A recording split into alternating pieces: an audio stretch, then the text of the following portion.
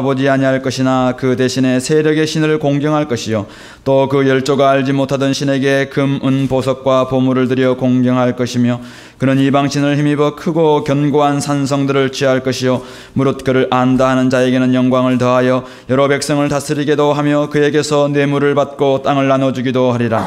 마지막 때에 남방왕이 그를 찌르리니 북방왕이 병거와 마병과 많은 배로 회리바람처럼 그에게로 마주와서 그 여러 나라에 들어가며 물이 넘. 오늘 우리 다니엘서 마지막 부분입니다. 지난번에 사실 우리 그 본문이 우리 성경에서는 거의 유일하다시피 그 아주 세세하게 그 시대의 그런 모습을 아주 세세하게 그런 묘사했고 이제부터 좀 큰 흐름을 얘기하고 있는 것입니다. 그래서 여기 이 왕은 36절에 이 왕이 자기 뜻대로 행하며 스스로 높여. 요새 왕이 누굴까? 문맥으로 볼 때는 우리 지난번에 보면 안디오쿠스 에피파네스에 대한 얘기하는 것 같지만 그러나 전체로 볼 때는 여기 다시 그가 여기서 나오는 것은 어울리지 않고 실제로 이 안디오쿠스 에피파네스는 성전을 오염시킨 후 그 다음에 그는 얼마 안 돼서 죽습니다. 그렇기 때문에 이것은 보통 우리가 얘기하는 그냥 세상의 왕들 혹은 굳이 따진다면 이제 로마 왕국이 이어지는데 물론 칼빈 선생은 로마 왕국으로 봤습니다. 근데 제가 보기에는 그냥 세상의 왕들, 세상 나라의 모습을 볼 수 있는 것입니다. 그래서 그 세상의 왕의 모습이 무엇인가? 거기 보면은 그들은 신들의 신, 즉 하나님을 대적하며 형통하기를 분노하심이 쉴 때까지 하리니 우리 하나님께서 이제 그의 백성에 대한 진노가 풀릴 때까지 그들이 이런 일을 한다는 것입니다. 그 세상 나라의 모습은 37절에 보면 아주 교만해 하나님을 대적하는 아주 그런 교만한 모습을 갖고 있습니다. 세상 나라는 아주 그 자고하고 있어요. 그리고 그들은 오직 그 전쟁의 신을 사모하고 공경하고 있습니다. 거기 보니까 열조의 신들도 그들은 무시하고 여자의 사모하는 것을 돌아보지 아니하며 여기서 여자의 사모하는 것 여기서 흐름상 지금 신에 대한 얘기거든요. 그렇기 때문에 여자들이 숭배하던 아마 그 여신이 아닌가 싶어요. 또 아무 신 어쨌든 이러한 모든 신들은 다 필요 없어. 그에게 필요한 것은 전쟁의 신입니다. 38절 그만큼 이들은 교만하고 어쩌면 잔혹하다고 볼 수 있어요. 아주 투쟁적이고 아주 사람을 괴롭히는 전쟁. 그러니까 다른 신들은 그에 비해서는 아무것도 아니에요. 그러면서도 또 그들은 38절에 보면 또 그러나 여전히 그 우상 숭배는 계속되고 있죠. 그러니까 여기서 앞부분에서 뭐 열조의 신들 아무 신을 돌아보지 않는다는 것은 전쟁의 신을 높인다는 뜻이고 그 다음에 38절에 또 열조가 알지 못하던 신에게 이들은 여전히 잡신을 우상을 숭배한다는 그런 말입니다. 그걸 공경할 것이고 그래서 이방신을 힘입어 그런 어둠의 세력 그들을 힘입어 크게 견고한 산성을 취할 것이며 그래서 저들은 세상의 특징은 뭐냐면 힘 있으면 교만하고 싸우려고 하고 그리고 잡신을 섬기며 그리고 자신들이 그렇게 약탈하고 또 이런 것에 동조하는 자에게 영광을 나눠준다고 돼 있어요. 뇌물을 받고 또 땅을 나눠주기도 한다. 자기들끼리 모이고 돌보고 함께 패거리를 짓는 그런 모습입니다. 그래서 지금 36절부터 39절까지는 세상 나라의 모습을 얘기하고 그러고 나서 마지막 때는 남방왕이 그를 찌르니 여기서 또다시 남방왕 그 다음에 북방왕의 그래서 북방왕이 싸우고 뭐 이런 얘기를 하는데 여기에서는 지금 이제 남방왕 북방왕이라는 것은 유대 민족의 배경이 되는 것입니다. 여기서는 지금 이전에 이집트, 시리아 뭐 이런 것을 구분하는 게 아니라 여기서는 그 배경이 된단 말이에요. 그래서 그들이 41절 영화로운 땅에 들어간다는 거예요. 그 남방과 북방 사이, 그러니까 유대를 배경으로 하고 있죠. 유대를 기준으로 남방이 있고 북방이 있는 거예요. 그들이 영화로운 땅에 들어온다 이거예요. 그래서 많은 나라를 패망할 것인데 이상하게도 에돔과 모압과 암몬 자손의 존귀한 자들 아주 뭐 천민들이 아니고 표적이 되는 그런 사람들이 그 손에서 벗어난다는 거예요. 그 이상하게 이 강한 나라가 어떻게 에돔과 모압과 암몬 자손의 존귀한 자들은 그 손에서 벗어난다고 그랬고, 그에 비해서 42절에 애굽 땅도 면치 못하고 있어요. 그런데 강한 애굽 땅은 그들 손아귀에 들어가며, 그뿐만 아니라 애굽에 속해 있는 동시에 그 리비아라든가 구스 사람, 이디오피아 이런 나라 사람들도 그들의 시종이 된다는 거예요. 애굽의 동맹군이 시종이 될 정도로 이들은 막강한 힘을 갖고 있는데, 이상하게도 이 에돔과 모압과 암몬, 작은 그런 나라들은 벗어난다는 겁니다.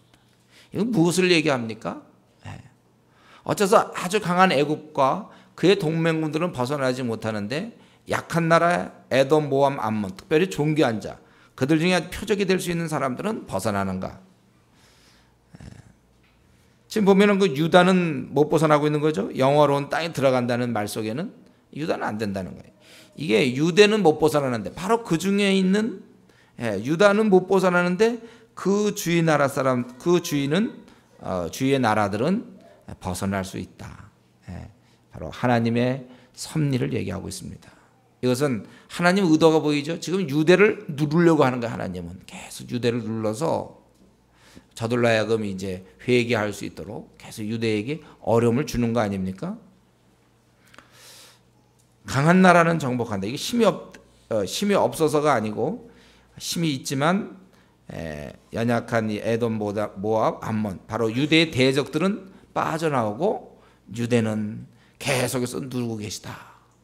이것은 바로 하나님께서 당신의 어떤 계획을 가지고 지금 유대를, 저들을 변화시켜야 되고 저들에게 징계하시고 저들을 이렇게 돌이키게 하시려고 그들을 누르고 계시는 거예요. 그래서 주위 나라들은 오히려 빠져나와요. 우리는 다시 한번 하나님께서는 모든 것을 원대로 하신다는 거예요. 그래서 이상하게 하나님이 정말 내 앞길에 대해서라든가, 만약 나를 축복하려고 그러면 주위 사람 다 안 돼도 나는 되고, 또 하나님께서 나를 누르려 할 때 이상하게 주위 나보다 형편없는 사람들은 다 잘 되는데 나는 얼마든지 능력이 있고 또 얼마든지 내가 잘났고 그래도 이상하게 나는 안 되게 돼 있어요. 여러분, 이렇게 하나님에 대해서 우리가 우습게 생각하면 안 됩니다. 하나님을 벗어나서 우리가 뭘 마음껏 해보려도 이상하게 안 돼요. 하나님께서 모든 것을 당신의 원대로 하신다는 사실을 우리가 이 시간 다시 한번 기억해야 됩니다. 분명히 걔는 나보다 실력도 없고 모든 면에서 부족한데도 걔는 이상하게 잘 될 수가 있어요. 우리 이런 걸 생애 경험할 수도 있고, 또 반대로 나는 정말 하자 것 없고 나는 정말 부족하지만 오히려 나보다 뛰어난 사람이 많지만 오히려 내가 잘 되는 수도 있어요. 우리가 그래서 하나님께 사실은 잘 보여야 돼요. 하나님 앞에서 우리가 온전히 서야 됩니다. 그렇기 때문에 모든 것을 원대로 하시는 하나님, 그래서 우리는 이 땅에서 술술 쓸 거 없습니다. 원망과 불평할 것도 없고 그저 우리는 우리의 길을 잘 가면 되는 거예요. 잠잠히 우리 인생을 여러분 받아들이십시오. 동시에 우리는 하나님 앞에 우리가 바로 섰을 때는 안심할 수가 있죠.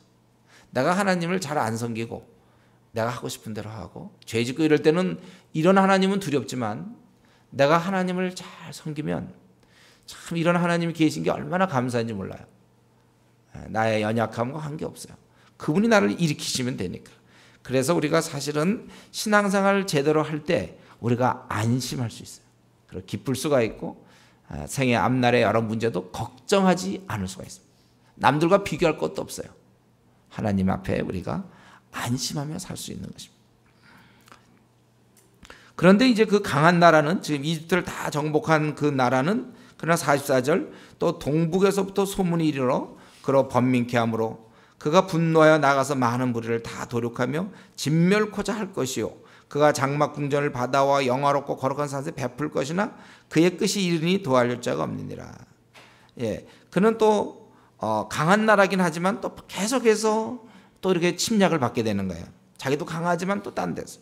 그래서 그가 소문을 듣고 또 번민해. 그러다가 저것들을 분노하며 진멸코자 나가지만 오히려 자신이 당한다는 거예요. 이게 바로 세상 나라의 운명입니다. 좀 세상 사람의 모습일 수도 있어요.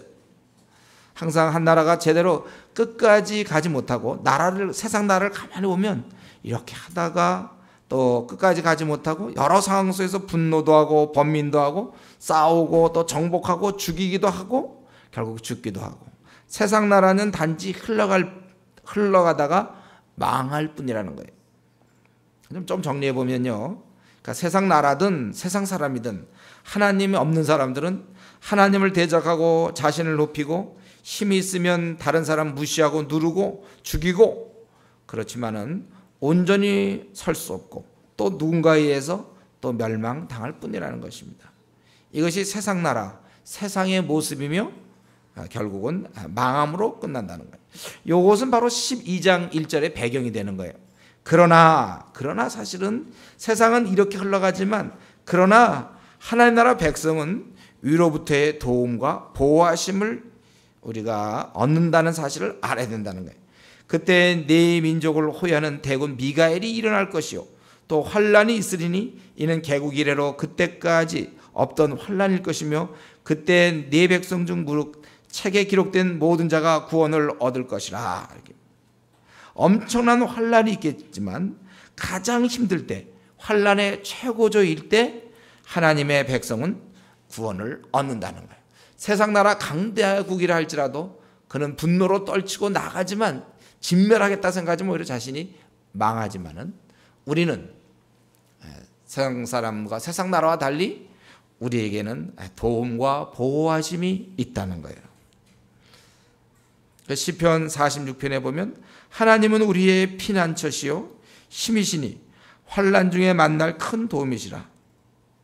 그러므로 땅이 변하든지 산이 흔들려 바다 가운데 빠지든지, 여러분 산이 흔들려서 바다에 빠지는 이런 일들, 바닷물이 흉흉하고 뛰놀든지 그것이 넘침으로 산이 요동할지라도, 반대로 바닷물에 의해서 산이 요동할지라도 우리는 두려워 아니하리로다.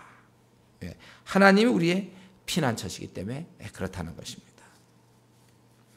그래서 우리는 세상 나라는 이렇게 그냥 밤낮 싸우고, 그러니까 세상 삶이 그래요. 삶 자체가 늘 그렇지만 그러다 그냥 우리는 생을 마치는 것이고, 그러나 하나님의 백성들은 보호하심이 있고, 그리고 그들은 궁극적으로 이 땅에서 잘 되는 게 목적이 아니라 궁극적으로 2절, 3절, 4절에 보면 우리는 궁극적으로 영원한 영광을 얻게 된다는 것입니다. 땅의 티끌 가운데서 자는 자 중에 많이 깨요. 그러니까 여기서 티끌 가운데 자는 자다. 이제 박해받고, 이미 여기서는 하나님을 경외하는 자라는 걸 우리가 알 수 있죠. 그들 가운데 박해받아 죽은 자들, 그래서 티끌 가운데 자는 자 중에 많이 깨어 영생을 얻는 자도 있겠고, 부활을 얘기하고 있죠. 동시에 그렇지 않은 자는 영원히 무궁히 부끄러움을 입을 자도 있을 것이다. 그래서 하나님께서 우리에게 축복하시고 우리에게 구원을 주시는데, 이것은 세상에서 우리가 잘 먹고 잘 사는 쪽이 아니고 우리의 영원한 영광과 관련이 있는 것입니다. 하나님께서는 그걸 주시는 게 제일 중요한 거예요. 일시적인 요 100년짜리가 아니라 수천 억만 년 곱하기 9천 조배의 그 큰 기간 동안에 축복을 주기를 원해요. 어떤 일시적인, 잠깐 이 사람 배불리는 거, 가난한 사람 잠깐 고기를 주는 게 아니라 그 사람이 평생 살 수 있도록 어떤 기술을 배워준다든가 이런 게 중요한 거 아닙니까? 우리가 잠깐 이 땅에서 잘 사는 거에 관심이 아니고 우리의 궁극적으로 우리의 원래 삶, 여기는 나그네거든요. 우리가 여행 갈 때 말이죠.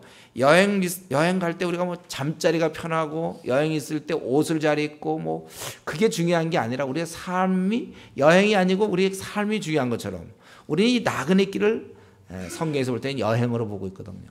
이 땅에서 우리는 잘 살 수도 있고 못 살 수도 있고 어려움을 당할 수도 있고 그렇지 않을 수도 있는데, 중요한 것은 영원한 삶을 우리가 영광 가운데 얻을 수 있다는 것입니다. 그러므로 하나님을 경외하며 다른 사람을 오히려 돌보는 자는 3절에 보면 그는 궁창의 빛과 같이 빛날 것이요 많은 사람을 옳은 대로 돌아오게 한 자는 별과 같이 영원토록 빛이라. 이러한 귀한 사실을 다니엘이 마지막까지 이 사실을 간직하고 품고 있어야 된다는 거예요. 왜냐하면 많은 사람들이 보면은 빨리 왕래하며 지식이 더하리라. 그래서 빨리 왕래한다는 것은 교통을 얘기하는 것이 아니고 진리를 찾고자 분주하게 움직일 거라는 거예요. 이게 너무나 귀한 사실이기 때문에 그러므로 너가 이것을 잘 간직해 두어야 한다. 그런 말씀입니다. 그러니까 지금 여기 우리가 11장 오늘 36절부터 쭉 지금 12장 4절까지 살펴보면 뭡니까? 세상 나라들은 형편없이 교만하고 저들은 전쟁을 좋아하고 자기들이 한 패거리를 짓고 멋대로 지내지만 그러나 또 다른 나라의 공격 때문에 분노하고 싸우다 멸망당하고 세상은 이렇게 아무 보호 기능이 없어요. 그들은 칼다 죽는 거예요. 그러나 우리 하나님 믿는 사람들은 환난 중에 우리는 구원을 얻으며 영생을 얻으며 또 우리가 이 나그네 길에서 많은 사람을 돌보는 자는 하늘의 별처럼 그렇게 빛난 것이다. 이 귀한 사실을 다니엘아 네가 잘 간직하고 있어라. 많은 사람들이 이것에 대해서 아주 이 진리를 알기를 원해서 아주 분주하게 움직일 것이다. 잘 간직해 두어라. 이것이 오늘의 말씀입니다. 우리 이 시간에 한번 이 세상 나라에 대해서, 세상 삶에 대해서 다시 한번 생각해 보면 좋겠는데, 결국은 이 땅에 사는 사람들은 그냥 이렇게 분주하게 지내고, 태어나서 이렇게 지내고, 또 싸우기도 하고, 얻으려고 하고, 뭐 시기도 하다, 교만도 하다, 뭐 막 그러다 또 번성하기도 하지만 결국은 망하고 죽는 거예요. 결국은 이렇게 생을 살다가 영원한 지옥에 가는 것입니다. 그래서 무궁히 부끄러움을 잊게 되는 거예요. 그러나 그에 반해서 하나님 나라의 백성인 우리들은 결국은 승리하고 구원을 얻는다는 거예요. 우리는 차원이 달라요. 세상 사람들하고. 우리는 최후로 영원한 영광, 또 아주 그 영원한 그 영생, 그것을 우리가 얻는다는 것입니다. 이 구약에서 여기서 그 2절에 영생이란 말은 아주 독특하게 쓰인 말이에요. 구약에서 이런 표현이 없는데 거의 여기 한 군데 나오는 영생을 얻는다. 신약에서 이런 말이 좀 아니죠. 우리 주님께서도 이 땅에 계실 때 이를 기이 여기지 말라. 무덤 속에 있는 자가 다 그의 음성을 들을 때가 오나니 선한 일을 행한 자는 생명의 부활로 악한 일을 행한 자는 심판의 부활로 나오리라. 요한복음 5장에 분명히 이렇게 말씀하고 있습니다.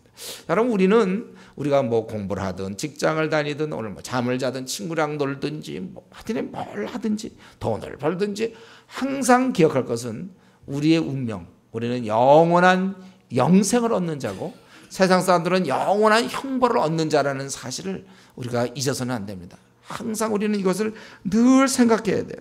그리고 최후의 복 받는 자, 최후의 영생을 얻는 자, 이게 과연 진실로 가장 복된 것이고 귀한 것입니다. 그렇게 생각하십니까? 목사님, 저는 뭐 나머지 죽은 다음에 영생 따위는 필요 없습니다. 지금 사는 동안 나는 좀 잘 먹고 잘 살고 좀 한번 누리고 멋지게 누리고 한번 그랬으면 좋겠습니다. 혹시 그렇게 생각하는 분이 있습니까? 내가 여기서 출세하고 여기서 잘 먹고 잘 살고. 아니, 제가 이렇게 물어볼 때 그렇게 네 이렇게 대답할 수는 없겠죠. 그냥 가만히 삶을 들여다보는데 거기에 관심이 있어요. 그래서 이 땅에서 어떻게 하면 잘 먹고 잘 살까? 정말 무슨 영생에 관계된 거는 신경을 안 쓰고 있단 말이에요. 근데 우리가 진짜 성경에서 얘기하는 것은 영원한, 이 땅은 잠깐 나그네 길이에요. 잠깐 한 시각, 잠깐 보이다 없어지는 그 아침 이슬 것 같은, 아침 안개와 같은 이제 그런 존재.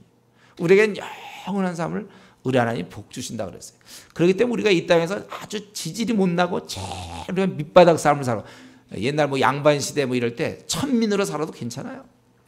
이 땅은 이게 우리의 삶의 요거는 예행 연습이고 아무것도 아니에요. 요거는 그냥 사전에 잠깐 한번 해보는 거예요. 불가해요. 메인 게임은 다르단 말이에요.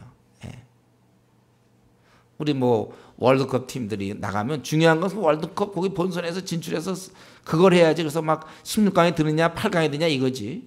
그 친구들이 뭐 어디 다른 팀 해갖고 어떤 운동장에서 예선전에 거기서 이겼다 그러고 그냥 만세하고 막 한번 거기서 물론 이겨야 이제 그 다음에도 그 정도 실력이 되는 건 뭐 그런 과정은 볼 수 있지만, 만약에 우리가 그냥 둘로 나눠서 그냥 그 연습 게임에서 굉장히 강한 팀한테 이겼다. 그러고선 진짜 메인 게임에 가서는 졌다. 이게 낫습니까? 아니면 거기서는 혹시 저거 좀 그랬지만 본 게임에 나가서 이기면 이겼다. 어느 게 낫겠어요? 항상 이렇게 제가 물어볼 때 난처하죠. 대답을 해야 되나 말아야 되나. 본 게임에서 이겨야죠. 거기서 그래서 만약에 5번 산 다 이겼다. 무슨 의미가 있어? 본 게임에서 지는데. 초등학교 1학년 때 공부 무지 잘했다. 그게 중요합니까? 고3 때, 고1 때, 이럴 때, 고1, 고등학교 때 공부를 잘해야지. 초등학교 1학년 1학기 때 반에서 전교에서 1등, 아니 통틀어서 1등. 물론 이제 그런 애가 앞으로 잘할 수도 있지만, 만약 그렇지만, 근데 고3 때는 또 전교에서 꼴등했다. 이런 게 무슨 의미가 있습니까? 시험을 만약 앞두고 있다면. 마찬가지. 우리가 무슨 고시를 공부한다. 자가 판검사가 되기 위해서 변호사도 고시. 그럴 때 정작 그 시험을 잘 봐야지. 무슨 그걸 앞두고 우리가 한번 미리 해보는 거 있잖아요. 그런 시험에서 좋은 성적을 냈다. 그렇게 했을 때 그것이 중요한 게 아니라는 거예요. 하나님 보시기에 그렇다는 거예요. 하나님 우리에게 참 복을 주시기 원하는데 그것은 이 땅에서 그냥 우리가 잘 지내고 아무 걱정 근심 없이 편안하게 그렇게 사는 것이 하나님의 우리 목적이 아니고 최후의 승리를 얻을 수 있도록, 이것이 사실은 우리가 누릴 영원한 운명이죠. 이 땅의 삶이 다가 아니라 이 삶을 마친 다음에 이제 하나님 앞에서의 진짜 삶이 시작될 때, 그러니까 여러분 지금은 우리가 예행 연습하는 중이고 진짜는 우리 삶이 마친 다음입니다. 그때 우리는 승리하고, 그렇기 때문에 우리가 이것이 영원히 누릴 운명이기 때문에 그래서 우리는 기뻐하게 살아야 돼요. 그러니까 지금 우리는 이것을 믿기 때문에 이 땅의 삶에 뭐가 주어지든 안 주어지든 어차피 우리는 승리할 거니까 기뻐할 수 있다는 거예요. 여러분 그렇게 해서 기뻐하세요. 우리가 이 땅에서 별로 이렇게 동요가 되면 안 됩니다. 기뻐해야 돼요. 그리고 더 나아가서 여기서 우리가 우리 자신이 아니라 다른 사람을, 여기 보면 3절에 많은 사람을 옳은 대로 돌아오게 한 자는 별과 같이 영원토록 빛이라. 우리가 다른 사람을 돌볼 때 우리는 스타가 됩니다. 세상에서는 스타가 어떻게 되죠? 잘생겨야지 되죠. 연기를 잘하거나 노래를 잘 부르거나 매력이 있거나 이러면 스타가 되는 거야. 자기가 잘나야 스타가 돼요. 근데 하늘나라에서 스타는 뭡니까? 자기 잘난 거 관계없어요. 다른 사람을 잘 돌보면 그 사람이 스타예요. 그래서 우리 중에도 보면 이 스타 기질이 있는 사람이 있어요. 지금 보면 자, 이렇게 보면요, 하늘나라에서 스타 기질이 있어요. 저 사람이 하늘나라에서 스타가 되겠구나.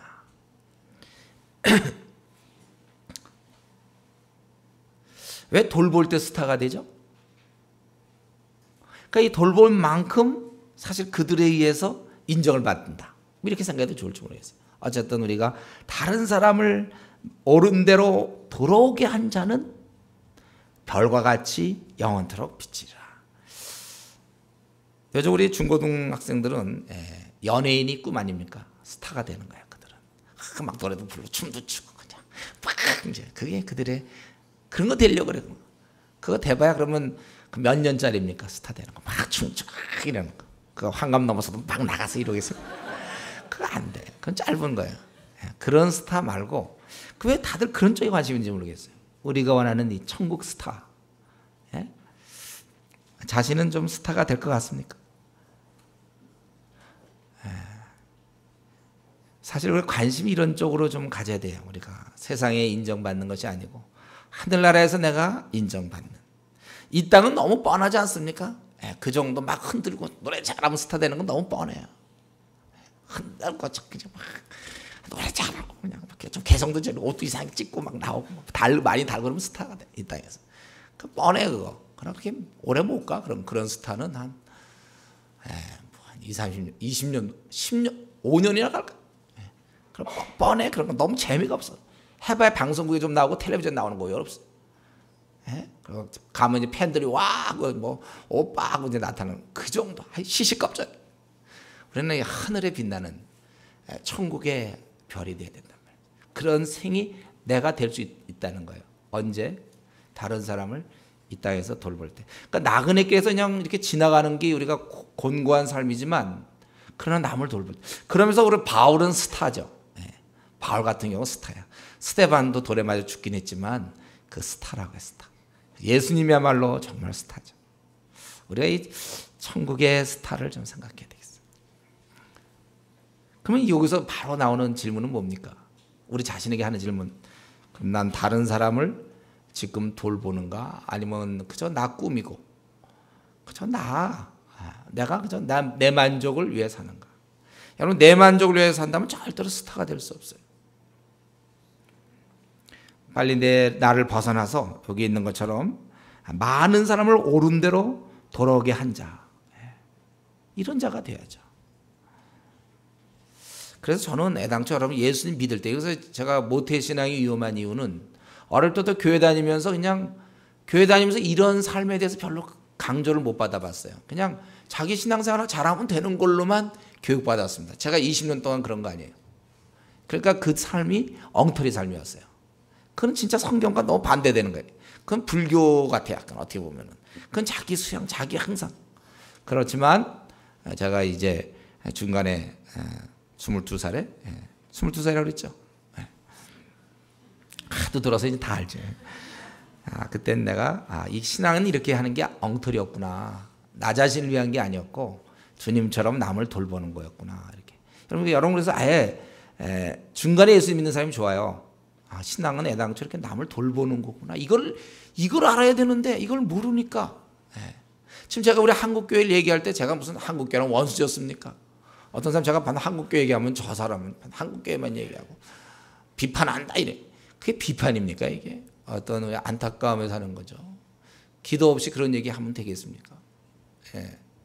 우리 한국교회를 생각할 때 많은 사람들이 남을 돌보는 것 자체가 신앙의 아주 핵심인데도 불구하고 이런 걸 못하고 저 주일날 예배 한번 드리고 가고 남을 위해서 정말 어떻게 돌아오도록 하는 이런 걸 위해서 하지 않는다. 성경은 명확히 지혜 있는 자는 궁창의 빛과 같이 빛날 것이요 많은 사람을, 그게 바로 지혜 있는 사람이에요. 옳은 대로 돌아오게 한 자가 별과 같이 영원토록 빛이라.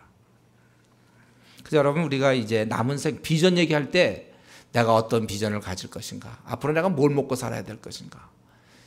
여러분 우리가 이 비전을 얘기할 때는요 항상 내가 이 방향이 다른 사람을 옳은 대로 돌아오게 할 수 있는가, 거기에 맞춰야 돼요. 그게 우리 비전이 돼야죠. 비전이라는 건 자꾸만 내가 하고 싶은 게 비전입니까? 그건 비전이 아니에요. 성경에서 얘기하는 것처럼 우리가 다른 사람을 돌아보는 것에 항상 내 앞날이 맞춰져 있어야 돼요. 그게 참다운 삶이죠. 그래서 자기 혹시 비전에 대해서 앞날에 대해서 아주 끙끙대는 분 있습니까? 내가 어떻게 하면 많은 사람을 돌아오게 할 것인가, 그 생각을 하라 이거예요. 그리고 이제 마지막 5절부터 13절까지 이런 일에 대해서 지금까지 쭉 이제 다니엘서 전체가 이렇게 그런 흐름이 쭉 나오지 않습니까? 세상 나라가 멸하고 하나님 나라가 서고 뭐 이런 거 쭉 나오는데 이제 이것에 대해서 두 천사를 다니엘이 보게 돼요. 그래서 이 강이라고 그러는데 아마 그때 우리 애는 히데 아마 그 티그리스 강인지 모르겠어요. 그래서 보니까 강 이편 언덕에 섰고 하나는 강 저편, 두 사람이 있다는 거예요. 두 천사를 보게 된 거예요. 근데 그중 하나가 세마포 옷 입은 자, 또 한 사람이 나타나. 세마포 입은 사람. 그 사람이 물어보는데 세마포 있는 사람은 어디 있었냐면 강물 위에 있는 자예라는 거예요. 물 위에 있는 자, 앉아 있으니 서 있었는 자한테는 그 물 위에 있는 자가 있어요. 그러니까 지금 세 천사를 보게 되죠. 세마포 입은 자, 그리고 강 양쪽에 있는 두 사람, 두 천사를 보게 되는 거예요. 그럴 때 한 사람이 세마포 입은 자에게 물어봅니다. 이 기사의 끝이 어느 때까지냐? 그럴 때 세마포 입은 천사가 답변하기를 그가 어떤 식으로 답변하냐면 좌우손을 들어 하늘을 향하여 영생하시는 자를 가리켜 맹세하여 가로되 반드시 한때 두때 반때를 지나서 성도의 권세가 다 깨어지기까지니 그렇게 되면 이 모든 일이 다 끝나리라 하더라. 그러나 성도가 가장 최고조의 고난과 환난을 당할 때 끝이 온다는 거예요. 성도의 권세가 다 깨어질 때까지, 다 무리가 흩어질 때까지, 그렇게 될 때까지 이제 그렇게 되면 끝이 온다는 거예요. 환난이 굉장히 강해질 때. 그래서 그게 한때 두때 반때, 여러분 그때 기억하시죠? 약한 힘이 이런 세상의 그러한 환난과 핍박이 우리를 공격할 때 한때 아주 심하고 두때 더 강해지는 듯 하더니 갑자기 반때, 갑자기 사그러지는 거예요. 세상의 힘은 그렇게 되는 거예요. 만약 한때 두때 세때 그러면 우리는 힘들죠. 한때 두때 반때 강하게 공격, 더 이상 어떻게 할 데가 없을 때 피할 길을 주시는 거예요. 한 반 때 졸지에 끝나는 거예요. 네. 그래서 이것은 우리가 굉장히 성도들이 가장 고통을 받을 때 그때 끝이 온다. 그런데 다니엘은 이런 것은 이해할 수가 없습니다. 그래서 깨닫지 내가 못해. 결국 주여 이 모든 일이 결국은 다 어떻게 되는 것입니까? 그거에 대한 답변이 9절부터 이제 12절까지인데 뭐냐 하면 이런 모든 일은 결국은 성도는 연단을 받는 것이다. 이 지금 모든 일 결국을 마지막으로 얘기한다면 많은 사람이 연단을 받아 그래서 정결케 하며 희게 될 것이다. 우리 있잖아요. 우리가 저와 여러분은 태어날 때부터 아담의 자손으로 태어나가지고 애당초 형편없어요. 못됐습니다. 그래서 환경이 좋고 뭐가 잘 풀리면 교만해요. 자, 남이 알아주는 대학을 들어간다든가 취직이 잘 된다든가 외모가 좀 잘났거나 뭐 돈이 많거나 능력이 되거나 그러면 사람은 교만하게 아주 그러지 못해도 교만한데 뭐 우리는 참 우리가 못됐어요. 다른 사람의 아픔과 어려움을 이해할 적이 없어요. 항상 자기 잘났다고 그러고 똑같아 세상 사람. 그래서 우리가 사실은 연단을 받아야 돼요. 그래서 원래 환난과 고난이 있는 거예요. 그걸 통해서만이 비로소 우리는 다시 한번 거듭날 수가 있어요. 다시 한번 새롭게 될 수 있다는 거예요. 그래서 성도는 연단을 받아 스스로 정결케 하며 희게 할 것이나 악한 사람은 악을 행한다는 거예요. 그래서 결국 저들은 깨닫지 못하고 어둠에 있다가 끝나는 거죠. 그래서 악인들은 벌을 받게 되어 있습니다. 그래서 그것은 이 고난에 대해서 얘기를 매일 드리는 제사를 폐하여 멸망케 할 미운 물건을 세울 때부터, 그러니까 이제 핍박이 시작된 거라고 생각하면 되겠죠. 그때부터 1290일을 지낼 것이요. 1290일을 대충 나누면 우리가 3년 6개월하고 한 반 달 정도가 됩니다. 3년 6개월이라는 것은 그러니까 이 7년의 절반이죠. 보통 완벽한 수의 절반보다 약간 많은.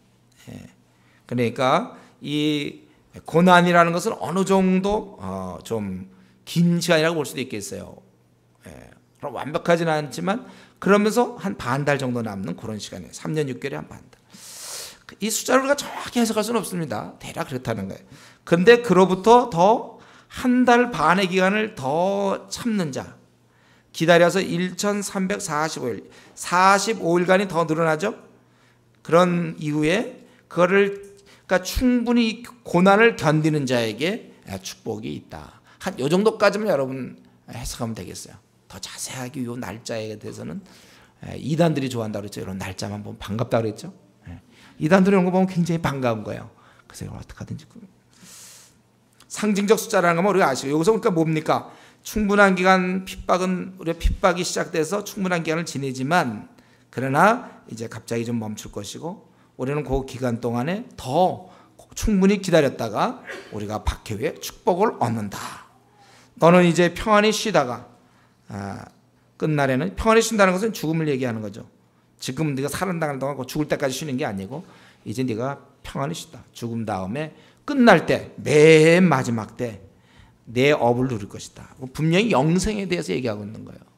죽음으로 끝나는 게 아니에요. 그래서 쉼으로 얘기하고, 그리고 끝날에는 마지막 하나님의 최후 심판이 있을 때 내 업을 누릴 것이다. 너의 그동안에 너의 쌓아놓은 기업들, 이런 것을 네가 그 하나님 앞에서 그 했던 모든 것에 대해서 하나님의 복을 누릴 것이다. 그것입니다.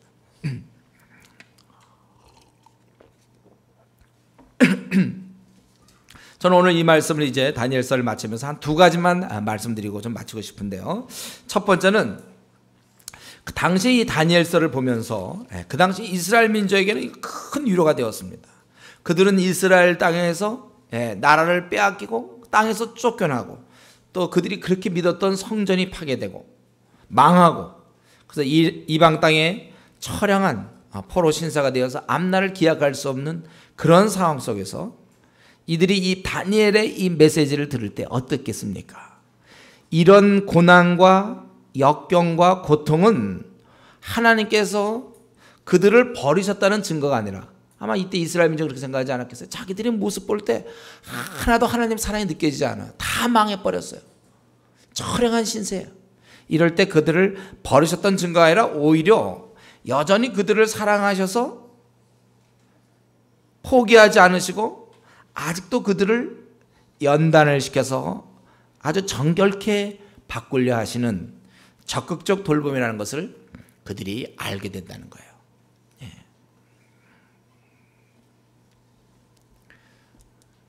그거 좀 끌까요? 에어컨. 예, 하나님께서는 여전히 포기하지 않는다는 거예요. 이거를 우리 다니엘서를 통해서 깨닫는 거예요. 하나님께서 환난을 주시는 것도 오히려 이스라엘에게 이렇게 한 것도 그를 온전케 하시고자 매를 드신 것이지 미워서 때리는 것이 아니라는 것. 여러분, 이것이 하나님의 원래 본 마음이라는 걸 여러분 늘 기억해야 됩니다.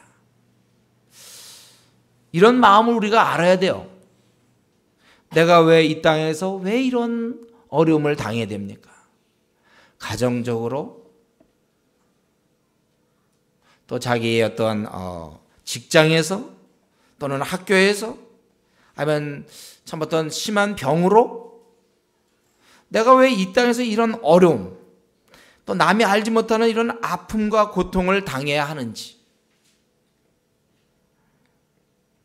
왜 나는 다른 사람과 달리 왜 생 자체가 왜 이렇게 힘들고 고달픈지, 이것에 대한 답은 하나님이 나를 미워하시거나 관심이 없어서가 아니라 오히려 나를 더 훌륭한 자로 만들기 위함이라는 것입니다.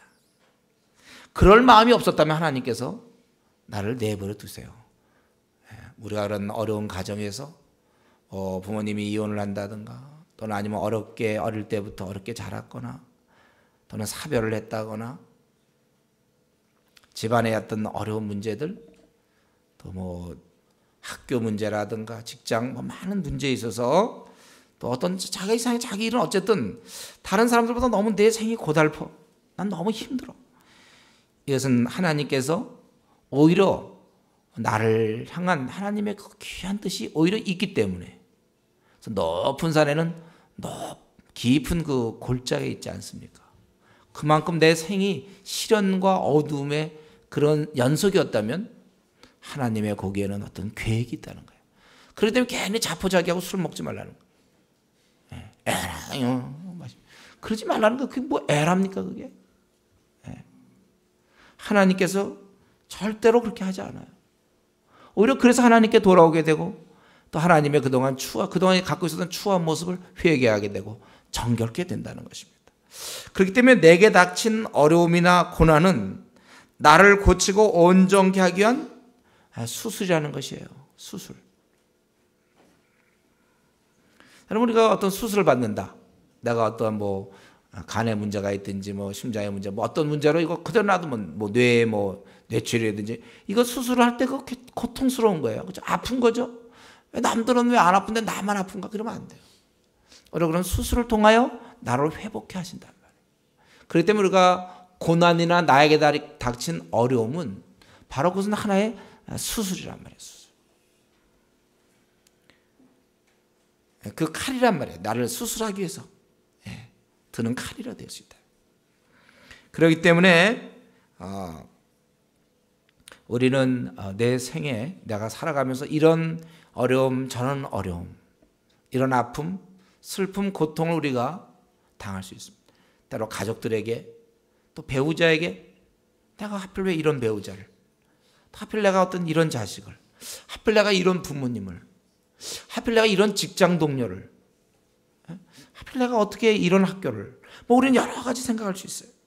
그러나 이럴 때 우리가 불평할 것이 아니고 혹은 또 낙심해서 처질 것이 아니라 이런 고난이 하나님께서 나를 돌보려는 계획 속에 이루어진 하나님의 은혜의 시작이라는 사실을 우리가 기억해야 될 것입니다. 그래야 우리가 범사에 감사할 수 있죠. 그렇기 때문에 이 시간에 혹시 자신에게 어려움과 아픔, 상처가 있습니까? 다시 한번 생각해 보세요. 오늘 성경은 얘기하기를 그것은 우리를 연단해서 우리를 아주 하나님께서 우리를 참으로 정결케 하기 위해서 그렇게 하시는 거다. 그렇게 말씀하고 있는 것입니다. 그리고 두 번째로 우리는 오늘 이 말씀을 보면서 계속해서 생각하는 건 뭐예요? 성경에 관심 어디 있습니까? 이 땅에서 벌어지는 이런 세상일에 관심 있는 게 아니고 이렇게 연단을 받든 환난을 받아서 결국은 온전한 자가 되고 부끄럽지 않고 영원히 저 천국에서 빛날 수 있는 그런 자가 되는 거. 그것입니다. 우리는 우리에게 마지막 그날이 있음을 기억해야 돼요. 월드컵 그 출전 선수들에겐 월드컵 본선이 기다리고 있는 걸 항상 염두에 두고 그들이 운동을 해야 되는 것입니다. 여러분, 우리가 주님 만날 날에 대한 준비를 해야 됩니다. 우리가 마지막 날이 있어요. 아니, 그때가 시작입니다. 우리에게. 자칫 지금 이 나그네 길을 가면서 때로 우리가 길 자체에 신경 쓰느라 길을 다 간 이후에, 그리고 이제 본격적으로 진짜 삶이 시작되고 주님을 만나서부터 주님과 이제 영원히 함께 시작되는 그 삶에 대해서 우리가 잊을 수 있다는 거예요. 우리는 이제 그분을 만나면 우리가 이 하나님께서 나그네의 삶을 우리에게 허락하셨는데 이 삶에 대한 열매를 우리가 보여드려야 돼요. 우리가 무슨 일을 했는지, 나에게 주신 2달란트를 가지고 내가 어떻게 썼는지, 5달란트 갖고 어떻게 썼는지를 우리는 보고해야 됩니다. 그런데 정작 이 길을 갈 때 필요한 것에 너무 몰두한 나머지 내가 애당초에 하나님 나를 이 땅에 보내셨는지 그것에 대해서 소홀히 할 수 있다는 것입니다. 제가 언젠가 한번 얘기했죠. 유학 가서는 뭘 해야 돼요? 공부를 해야 된다고. 유학을 간 목적이 뭐예요? 공부라는 거예요. 어떤 사람은 유학을 가서 유학 가니까 우선 돈이 없으니까 이제 공부하기 위해서 먹고 살아야 되니까 가서서 맨날 아르바이트 하느라고 공부할 시간이 없어요. 접시도 닦아야 되고 뭐 걸레질도 해도 창문도 닦고. 왜냐하면 이제 자꾸 공부하기 위해서 먹기 살아야 되니까. 그러나 그 사람이 계속 먹고 살아야 돼요. 그냥 공부하기 위해서. 그래서 밤낮 창문 닦고 뭐 걸레질하고 밤낮 접시 닦고 그래서 10년을 보내면 우선 살아남기 위해서는 닦긴 닦는데 그래서 공부 하나도 안 해. 10년 동안. 그 유학 왜 간 거죠? 이 본말이 전도되면 안 된단 말이에요. 하나님이 우리를 이 땅에 보내셨습니다. 저 여러분을 다 하나님이 계획을 갖고 이 땅에 내보내셨잖아요. 야, 너 나가. 다음 네 차례. 너 몇 년도에 너 나가. 뭐 85년도에 너 나가고 86년도에 나가고 우리 80년도에 너 나가고. 너 나가. 쫙 이렇게 보내. 너 한국으로 보내. 막. 하나님께서 다 보내셨다면 이제 계획과 날짜 속에 너 가서 쫙 보냈단 말이에요. 그래서 우리가 가서 여기서 해야 될 건 뭐예요? 많은 열매 하나님께 드리는 거 아닙니까? 많은 사람을 돌아오게 하는 일. 야, 우리 귀한 사역을 하며 이제 그 일을 해야 되는데, 근데 이제 우리가 이 땅에 왔어요. 온 이상 우리가 먹고 살아야 된단 말이에요. 그래서 우리가 이제 때로는 우리가 실수하여, 우리가 우리의 삶 자체가 쉽지 않기 때문에 하나님 나에게 어떤 목표를 주고 했는데 내 관심이 이 땅에 사는데 다 빼앗길 수 있다는 것입니다. 이것이 마치 다인 것처럼 살아간다는 거예요. 아까 그 유학 간 사람이 가서 어떻게 하면 집을 얻고 가서 어떻게 하면 언어를 하고 또 뭐 문화를 알아야 되고 거기에 뭐 주민 행사가 있으면 그런 행사에 참석해서 적응해야 되고 적응은 다 됐는데 20년 걸렸다든가 공부를 하나도 하고 그럼 무슨 문제가 있습니까? 세금 낼 때 어떻게 내고 뭐 어떤 쪽지를 사용하고 뭐 노란 종이와 파란 종이는 어떻게 다른 무효예요. 가서 유학 간 사람이 학위를 따고 와야죠. 우리가 이럴 수 있어요. 하나님 앞에서 열매를 드려야 되는데 어쩌면 이 땅에서 그저 고등학교, 중고등학교 시험 문제, 친구 사귀는 게 목표야. 친구 사귀기 위해서 때로 교회도 안 나가고 막 어쩌면 친구, 시험과 입시 또 그것이 끝나면 대학생 노는 게 또 목표가 돼요. 거기서 놀아야죠. 어울려야죠. 그러다가 또 이제 취직 문제. 취직이 쉽습니까? 요즘 졸업 후에 한 최소한 요즘 보면 한 2년 정도 걸린다고 그러던데. 또 취직하는 거. 그러다 보면 또 결혼해야지 남들 다 하는데 나만 뭐 노처녀입니까? 노총각입니까? 체면이 있지. 또 결혼하고 쫓아다니려고 또 시간 보내야죠. 형제 쫓아다니고 자매 쫓아다니고 또 시간 보내. 또 결혼하고 나면 이제 집을 장만하려고 또 그러고. 그러다 보면 이제 또 회사에서 또 월급 좀 올라가야 되고 연봉 뭐 따지고 승진해야 돼. 또 회사에서 시험도 많이 봅니다. 또 그런 중에 또 우리는 앞날의 여러 또 대책들, 앞날의 여러 대책들을 생각해야 되고, 그 다음에 이제 자녀 하나 낳고, 둘 낳고, 또 셋 낳고, 또 자녀들 키우고, 얘를 또 어느 유치원에 보내며, 또 얘를 또 이제 어떻게 공부시키고, 또 자녀 교육과 또 자녀 문제, 또 이런 것이다. 또 집 이사 가고 뭐 이런 거. 근데 그 뭐냐 말이죠. 마치 그것밖에 없는 것처럼. 그건 분명히 얘기했어요. 월드컵 선수들은요, 제가 보기에 우리가 배울 점이 있어요. 월드컵 잘 됐어요. 우리 월드컵 얘기 좀 많이 해야 되는데, 그 축구 선수한테 배울 거 뭐냐면, 지금도 그들은 이 본선 진출 이걸 생각하잖아요. 거기서 이제 어떻게 하면 되고, 뭐 그 다음에 처음 진짜 붙는 첫 번째 팀을 어떻게 이길까. 그들은 쉴 새 없이 지금 쉬고 있는 게 아니에요. 지금 연습하는 팀 가지고 지금 생각하는 게 아니라, 지금 그들이 먹든 마시든 무엇을 하든지 어떻게 하면 그들을 이제 본선에 이렇게 하고, 뭐 그런 뭐 8강을 한다든가 그런 데 관심이 쭉 모아지고 모든 게 거기에 맞춰져 있단 말이에요. 마찬가지로 우리가 그저 이 땅에서 내가 왜 결혼을 했습니까? 또 왜 난 결혼하려고 그렇게 애를 씁니까? 집을 장만하고 연봉 문제, 막 자녀, 이 모든 것은 이 땅을 살아가면서 우리에게 그냥 기본적으로 부딪히는 문제라는 거예요. 중요한 것은 내가 왜 이 땅에 왔는지, 그리고 우리에게 아주 결승, 우리에게 본선 진출, 아주 4강, 8강 중요한 건 뭐냐면, 내가 생을 마칠 거예요. 생을 마치면서 내가 이 땅에 왜 왔는지. 그래서 이제 내가 마친 다음에 주님 앞에서 이런 일을 하다가 주님 만납니다. 내 삶의 비전, 목표가 분명한지, 내가 이런 일을, 여러 가지 일을 나도 역시 이 땅에 내가 발을 디디고 있는 동안 나도 역시 무슨 입시 문제, 취직 문제, 결혼 문제, 뭐 자녀 문제 다 똑같이 겪어요. 그러나 이런 문제를 우리가 헤쳐나가면서 나는 과연 그러면 주님께서 나에게 맡기신 사명을 어떻게 잘 감당할 것인가. 어떤 열매를 이제 갖고 주님 앞에 섰을 때 요겁니다.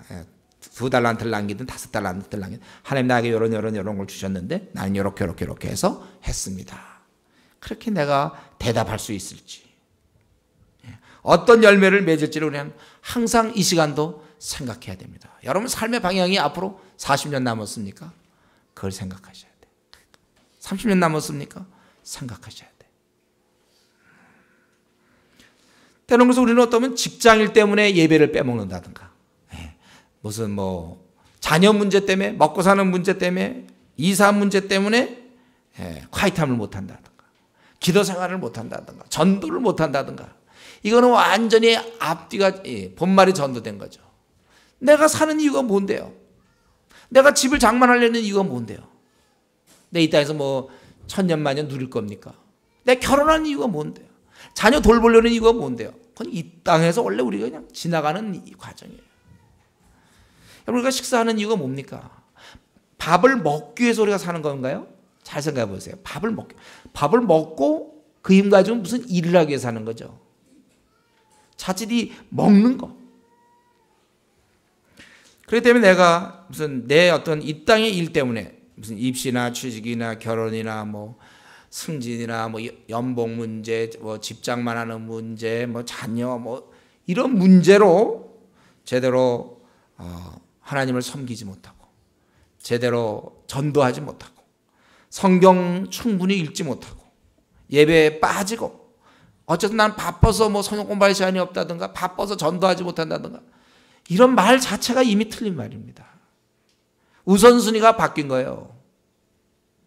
내가 많은 사람을 옳은 길대로 돌아오게 해야 되는데, 내 사명이, 내가 그것 때문에 태어났는데, 그건 놔두지. 난 너무 뭐 먹고 사느라고 바빠서 나 그 일 못하겠다.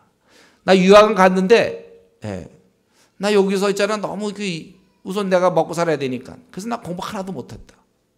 그래서 그 10년 뒤에 남들 박사학위 받아갖고 올 때 자기는 그 먹고 사느라고 아무것도 못했다. 그건 굉장히 무의미한 것입니다.